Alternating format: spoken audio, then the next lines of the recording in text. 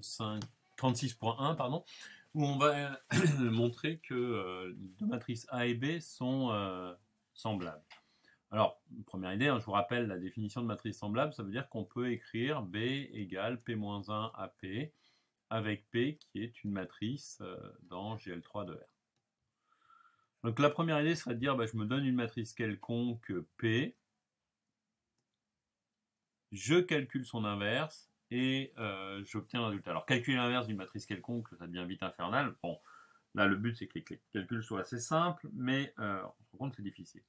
Alors, ce qu'on peut faire pour avoir quelque chose d'un peu plus abordable et auquel on peut penser, donc toujours en gardant en idée qu'il faut que P soit inversible, on va transformer notre B égale P-1 AP, donc matrice semblable, en je multiplie des deux côtés par P et j'obtiens un PB égale AP.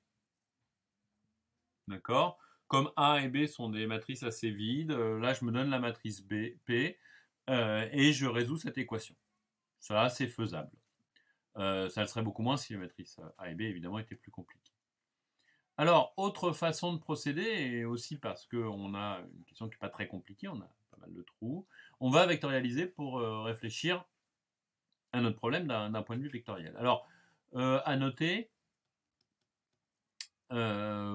à vérifier quand même, on a des invariants de similitude qui doivent être vrais. Alors on va avoir la trace, somme des éléments diagonaux. On va avoir, c'est dans le cours de ce matin, de ce lundi, le rang. Donc là, les deux matrices A et B sont de rang 2. Donc effectivement, c'est possible qu'elles soient semblables. On verra un peu plus tard le déterminant vaut 0 ici pour les deux. C'est donc possible qu'elles soient semblables. Attention, l'égalité de la trace, l'égalité du rang ne nous garantit pas que les matrices sont semblables. Deux matrices de même rang sont équivalentes, mais ne sont pas forcément semblables. Bien, donc on va réfléchir à comment faire ceci. Donc je vais m'intéresser dans un espace vectoriel. Je vais prendre E égale R3 pour avoir un espace de dimension 3. Et puis je vais prendre la base canonique de R3 usuelle, E1, E2, E3. Et je vais dire qu'il existe un unique endomorphisme F tel que A soit la matrice représentative dans la base canonique pour 3 de F. Ce qui veut dire que j'ai f de E1 qui vaut 0, f de E2 qui vaut E1, et f de E3 qui vaut E1 plus E2. Et puis, pour que ça marche, j'aimerais avoir une formule, ce que je suis en train de changer, de changement de base. C'est-à-dire, est-ce que je peux dire que la matrice B, c'est la matrice représentative dans une autre base, U, de F. Alors, si c'est le cas, et puis je prends U égale U1, U2, U3, je prends F de U1, il faudrait que ça soit égal à 0. F de U2 soit égal à moins U1. Et puis F de U3 devrait être égal à moins U2. Bon, là, j'ai dans l'idée, je peux prendre U2, U1 égale E1. Ça marche, un élément du noyau. Pour U2, quand je prends f de E2, j'avais E1. Moi, je veux un moins E1 ici. Donc, pour E2, si je prends moins E2, ça va marcher. Je peux vérifier. Et puis, pour E3, en fait, mon équation devient, je veux que ceci ce soit égal à E2, f de U3, d'accord. Et puis, pour obtenir U2 ici, une des façons de faire, c'est je vais prendre ça moins ça. Donc, U3, ça devrait fonctionner si je prends E3 moins E2. D'accord? Alors, c'est une manière très bidouillée, très empirique de regarder, mais ça permet de comprendre comment fonctionnent ces changements de base. J'essaye. Donc, sous réserve d'erreur, je calcule f de E1, je vais voir ça, et je vais bien avoir une réponse affirmative, c'est-à-dire oui. J'ai bien cette matrice-là. Alors, si j'écris le changement de base, qui me donne tout ceci, d'accord? Donc, je vais essayer d'effacer sans tout effacer.